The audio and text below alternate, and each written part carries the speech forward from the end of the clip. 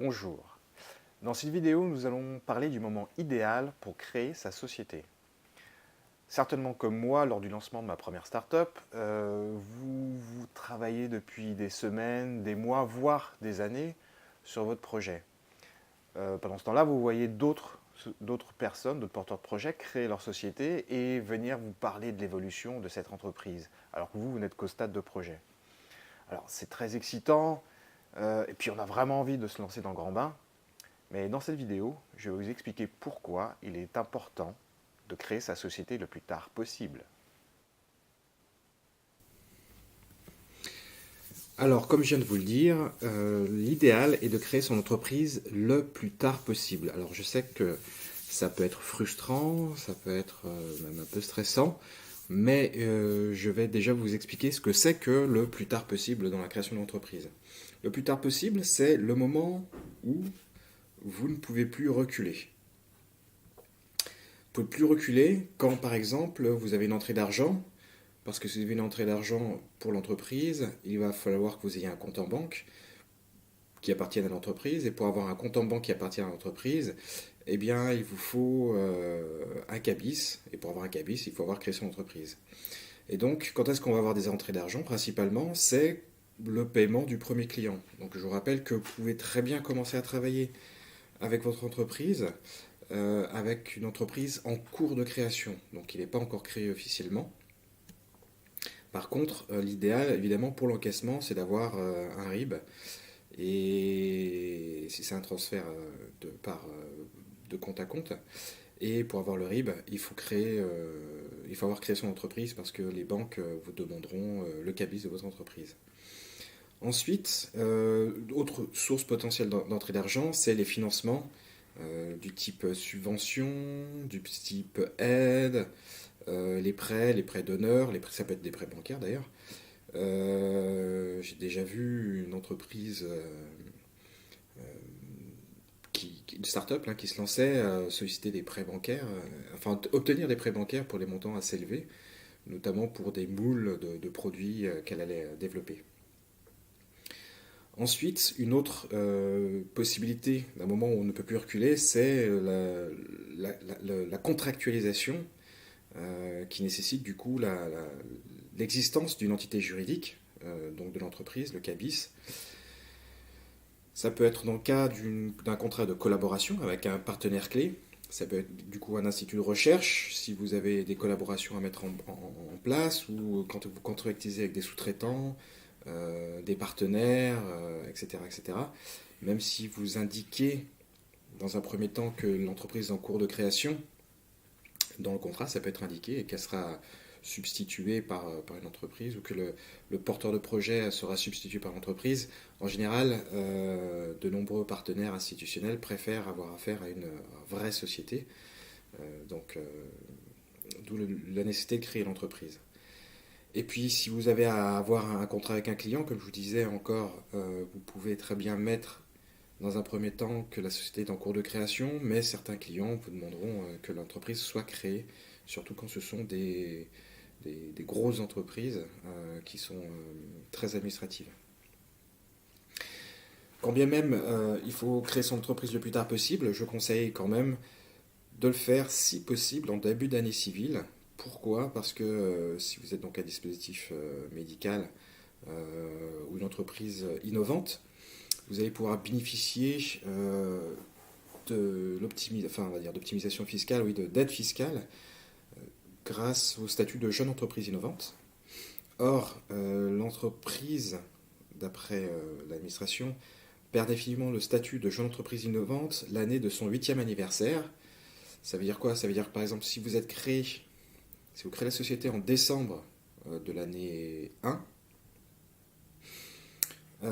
vous perdrez à la fin de l'année 8 le statut de jeune entreprise innovante, mais ça veut dire que du mois de janvier jusqu'au mois de décembre de l'année 1, tout ce que vous aurez eu à payer, notamment sur les charges sociales, etc., patronales et sociales, etc., ne pourrez pas les prendre en compte dans le statut de jeune entreprise innovante, donc c'est l'argent que vous allez perdre. Vous pouvez perdre jusqu'à un an quasiment, finalement, de bénéfices de jeune entreprise innovante. Euh, alors, pourquoi est-ce qu'il faut le faire le plus tard possible? Effectivement, il faut essayer de comprendre pourquoi. Pourquoi? Tout simplement parce qu'à partir du moment où vous créez votre entreprise, le compteur est lancé. Et le compteur, il comprend pas mal de choses, comme on va le voir, notamment en termes de dépenses. Donc les taxes vont commencer à affluer, donc des taxes d'apprentissage, l'URSSAF, si vous embauchez des personnes. Donc vous allez commencer voilà, à avoir à payer un certain nombre de taxes. Des dépenses parce que vous allez certainement avoir besoin, si vous créez une SAS avec plusieurs actionnaires, d'un comptable, d'un expert comptable, parfois d'un commissaire aux comptes. Voilà, et puis à partir du moment où vous créez votre entreprise, vous allez certainement créer une, un compte en banque, et donc vous allez aussi avoir les frais bancaires mensuels qui vont tomber. Donc en fait, à partir du moment où vous créez votre entreprise, vous commencez à dépenser de l'argent. Par ailleurs, donc il y a tout ce qui est administration, donc je parlais du comptable, certainement des frais d'avocat, tout un tas de choses administratives, hein, des déclarations auprès de l'administration, des démarches à réaliser auprès du greffe, auprès du centre des impôts. Enfin, tout ça, c'est du temps que vous perdez, vous ne passez pas à travailler sur votre, votre projet. Alors, pourquoi le plus tard possible? Le compteur est toujours lancé, notamment aussi pour les cours des aides. Donc, avant de lancer, est-ce que vous avez bien fait le tour des aides en création? Alors, je ne dis pas qu'il est obligatoire de faire l'ensemble des tours des aides en création, mais ça vous permet quand même d'avoir, surtout si votre projet coûte de l'argent en investissement, de bénéficier d'un certain nombre de financements sous forme de soit de subventions, soit d'aides, c'est-à-dire de prêts en général. On a notamment les aides de Pôle emploi. Donc il faut avoir réalisé ces démarches pour obtenir, donc si vous êtes à Pôle emploi, ce qu'il faut savoir, hein, c'est que Pôle emploi, c'est ce qu'on appelle le premier financeur des startups en France, parce qu'à partir du moment où vous touchez les aides au retour dans l'emploi, si vous faites les démarches auprès de Pôle emploi dans les temps, vos aides peuvent être maintenues pendant que vous avez créé votre entreprise. Mais il faut l'avoir fait avant d'avoir créé sa start-up. Pareil, vous pouvez obtenir l'ACRE ou la RCE qui sont des aides au niveau des taxes, enfin, en tout cas des coûts administratifs. Ou pour la RCE, la possibilité d'avoir un versement de la moitié des ARE qui vous sont encore dus par Pôle emploi et qui peuvent être vous versés. Donc, vous pouvez en avoir que la moitié, mais il faut avoir fait le dossier avant la création de la société. Et c'est versé en 2 fois. Par ailleurs, si vous êtes chercheur, enfin,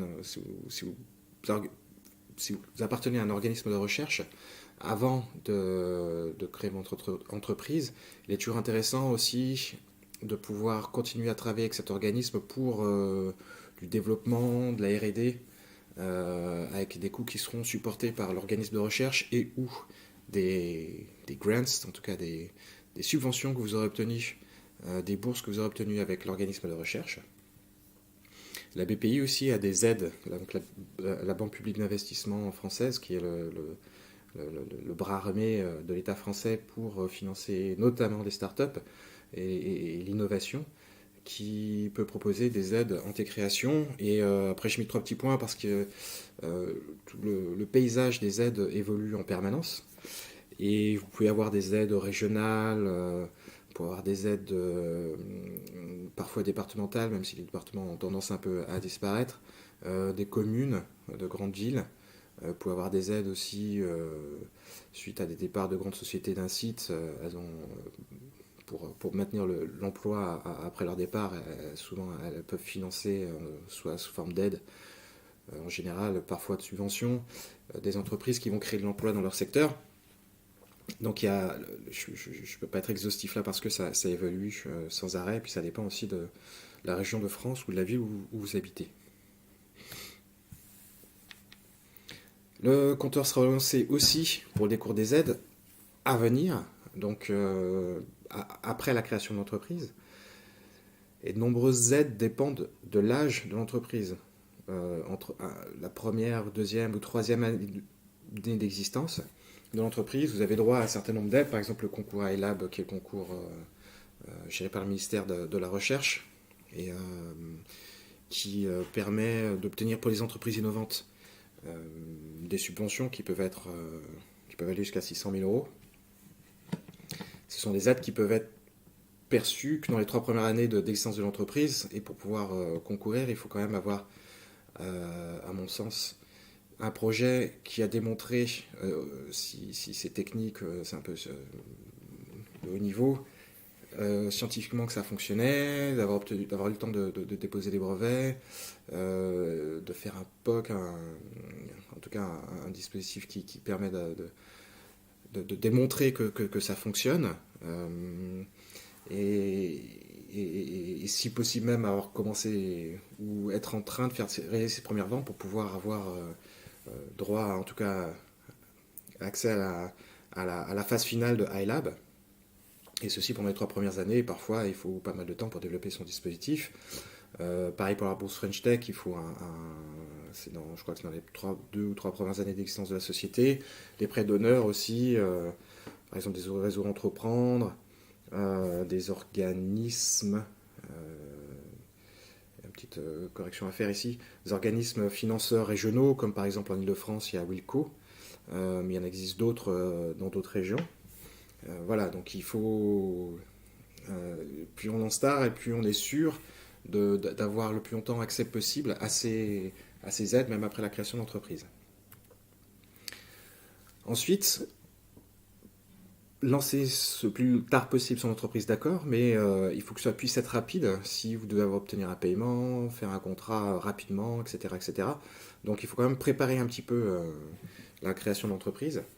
Et ceci peut être fait notamment, alors je suppose, je suis Godor, et je vous suggère de créer une SAS, hein, si vous faites une entreprise, une start-up dans les dispositifs médicaux. C'est plus léger, plus souple qu'une SA. C'est moins risqué pour le porteur du projet qu'une SARL. Voilà. Donc préparez à l'avance. Évidemment, vous aurez travaillé sur votre business plan et le business model. Enfin, en général, le business model avant le business plan d'ailleurs. Vous aurez eu le temps de choisir une banque. Il faut aller en voir plusieurs pour savoir celle qui va vous offrir les meilleures garanties, coûts, etc. Et avoir le temps aussi de choisir son comptable. Alors un comptable évidemment qui connaisse les statuts de jeune entreprise innovante, de crédit impôt recherche, de crédit impôt innovation, de manière à ce qu'il puisse vous aider au moment où vous demanderez ces aides. Donc bien préparer tout ça. Évidemment, il faut faire appel à un juriste qui connaisse les startups pour rédiger à la fois, si vous êtes plusieurs dans l'entreprise, ce que je vous conseille très très fortement, le pacte d'actionnaires. Pourquoi est-ce que le pacte d'actionnaires? Alors qu'est-ce que c'est que le pacte d'actionnaires? Le pacte d'actionnaires, c'est une sorte de pacte qui est hors contrat, alors qui peut être intégré dans les statuts de la SAS, mais en général on le fait à part, qui va notamment définir les relations entre les associés, les actionnaires, après la création de la société. En cas de sortie, on peut ne pas s'entendre après la création de la société. Hein. En général, avant la création, tout est bleu, les œufs se chantent, et puis un jour, les gens soit évoluent, soit certaines choses apparaissent, et puis on peut ne plus s'entendre. Donc qu'est-ce qui se passe à ce moment-là? Ça doit être géré par le pacte d'actionnaires, parce que ça va simplifier. Voilà, vous aurez déjà écrit les règles du jeu. Moi, à la création de ma première société, je n'avais pas de pacte d'actionnaires avec mes premiers associés, et voilà, je n'avais même pas de notion de l'existence de pacte d'actionnaires. Et j'ai 2 associés qui sont partis. Il y en a un avec qui ça s'est plutôt bien passé. Le deuxième, ça a été plus compliqué, à un moment où la société était en faiblesse de trésorerie, où en plus j'avais un investisseur qui était en train de rentrer. Donc il a fallu gérer cette sortie. où on n'était pas d'accord sur les conditions de sortie. Bon, il a fallu qu'on discute via nos avocats. Ça n'a pas été un vrai plaisir. Et puis ça a surtout mis la société en danger, puisqu'elle allait être à court de trésorerie, alors même qu'un investisseur était prêt à mettre 1 300 000 € dans la société, mais qui attendait justement le règlement de cette sortie pour pouvoir investir. Donc voilà, c'est très important, à mon avis, de gérer ça. Et de toute façon, si vous faites une levée de fonds, quand vous aurez des actionnaires, ils vous demanderont un pack d'actionnaires, donc autant vous en préparer un à l'avance qui vous convienne bien. Et puis donc les statuts de la société, évidemment, si c'est une SAS, comme les statuts peuvent être très très souples, c'est bien d'avoir un juriste qui vous accompagne pour la rédaction, plutôt que de prendre des modèles tout faits sur Internet. Voilà, ben, c'est ce que j'expliquais, donc préparer à l'avance le pack d'actionnaires pour gérer la sortie des associés, et l'entrée aussi d'associés ou d'actionnaires. Même réfléchir sur la sortie de la société, si elle doit rentrer en bourse, si elle doit être vendue, s'il y a une proposition qui est faite de rachat de l'entreprise par soit une autre société, soit un gros investisseur, dans quelles conditions vous acceptez une offre, et comment vous gérez ça entre vous. Et les statuts d'entreprise, évidemment, notamment pour les SAS, puisque comme je le disais tout à l'heure, le modèle est souple, et de nombreuses choses peuvent être incluses, même des éléments du pacte d'actionnaires, comme je vais vous l'indiquer tout à l'heure.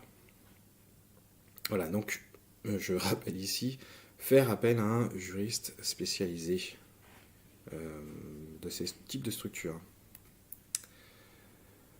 Donc en conclusion, les take-home messages, c'est lancer son entreprise le plus tard possible. Si possible, à lancer en début d'année civile, et pour pouvoir lancer vite, si au cas où vous ayez justement une entrée d'investisseurs, d'argent, oui, d'ailleurs, oui, j'ai oublié d'en parler, mais une des conditions, même si vous avez encore aucun contrat ni rien du tout, c'est des investisseurs veulent rentrer, et à ce moment-là, il faudra bien qu'une société existe. Donc lancer si possible en début d'année civile pour bénéficier du statut de jeune entreprise innovante le plus longtemps possible, ce qui vous permet de faire en tout cas de dépenser moins sur vos charges. Et évidemment préparer les éléments indispensables pour un lancement rapide, c'est-à-dire le statut, le pacte d'actionnaires, le choix de la banque, du comptable, du juriste, etc., etc. Si vous avez aimé cette vidéo, vous pouvez la liker sur ma chaîne YouTube. Vous pouvez aussi me laisser un petit message sur la chaîne YouTube, commenter sur mon site internet as2k.com. Donc ça me fera toujours plaisir et puis ça m'incitera à en faire des nouvelles. Et d'ailleurs, si vous voulez avoir accès aux nouvelles vidéos ou être informé quand ces vidéos apparaîtront en ligne, vous pouvez vous inscrire sur la mailing list sur mon site internet et aussi vous inscrire à la chaîne YouTube. Je vous remercie pour votre attention.